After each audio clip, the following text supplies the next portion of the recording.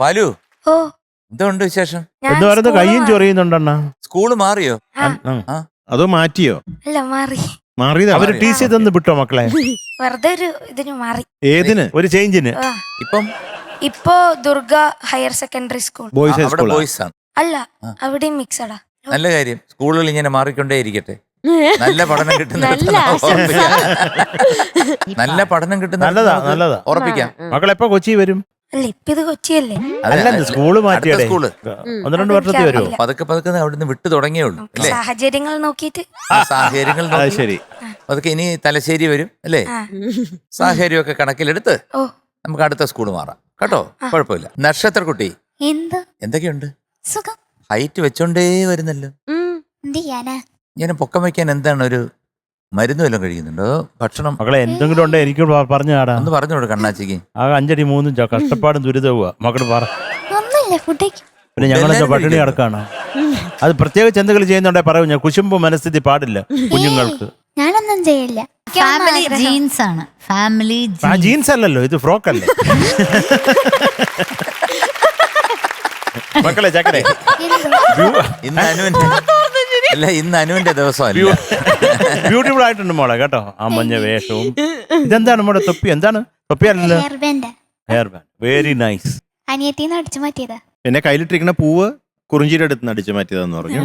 ഇത് യാസിന്റെ ഉമ്മ എന്നതാ. ആണോ? വളയും. അത് യാസിനിപ്പോ ഇവിടെ ബിസിനസ് ഉണ്ടായതിന്റെ കാരണം യാസിനിപ്പോ ഇവിടെ ഉള്ള കുട്ടികൾക്കെല്ലാം ഓരോ സംഭാവന കൊടുക്കുക. മാല, വള, ചീപ്പ്, റിബൺ. അങ്ങനെ ഈ ഫാൻസി സ്റ്റോറും എല്ലാം ഉണ്ടായിരിക്കും. ഏത് പാട്ടാ? നല്ല പാട്ടാ. അർജുന മാഷല്ലേ? ബാക്കിയൊക്കെ പറയൂ. പിന്നെ എഴുതിയത് വയലാർ രാമവർമ്മ സാർ, പാടിയത് സുശീലാമ്മ. Cinema hello darling. ഞാന് സുശീലാമ്മയുടെ ഒരു വീഡിയോ കണ്ടു ഇപ്പോഴ്. പഴനി പോയിട്ട് അമ്മയ്ക്ക് നടക്കാൻ വയ്യ, അമ്മയുടെ കൂടെ 1-2 ശിഷ്യഗണങ്ങളുണ്ട്. കംപ്ലീറ്റ് മുട്ടയടിച്ചു. എങ്ങനെ ഇരിക്കുന്നറിയോ കാണാൻ? ദൈവതുല്യമായിട്ടുള്ള ഒരു ഐശ്വര്യമാണ് ആ മുഖത്ത്. കാരണം എന്നിട്ട് പറയുന്നു ഇതുപോലെ ഞാൻ ഇവിടെ തൊഴാൻ വന്നതാണ്, ഞാൻ പോകണമെന്ന് പറഞ്ഞിട്ട് ഇങ്ങനെ പറയാതിരിക്കാൻ പറ്റില്ല. ഇപ്പോഴും ആ തേജസ് ഉണ്ടല്ലോ ആ മുഖത്തുള്ള. സംഗീത ഉപാസിക്കുമ്പോൾ ഉണ്ടാകുന്ന ഒരു തേജസ് ഉണ്ട്. അതെല്ലാവർക്കും കിട്ടണമെന്നില്ല. അത് സുശീലാമ്മയുടെ മുഖത്തിങ്ങനെ ജ്വലിച്ച് നിൽക്കുകയാണ് എപ്പോഴും. പെട്ടെന്ന് സുശീലാമ്മ എന്ന് പറഞ്ഞപ്പോ ഓർത്താണ് സുന്ദരി ഭാവി. എന്താ ഡ്രസ്? മീനാക്ഷി, ഈ റെഡ് കാർപ്പറ്റ് ഫെസ്റ്റിവൽ ഒക്കെ നടക്കത്തില്ല ഇവിടെ നാട്ടില്? അതൊക്കെ സുന്ദരിമാര് സന്തോഷായില്ലേ? പിന്നെ ഏതാ പാടത്ത്?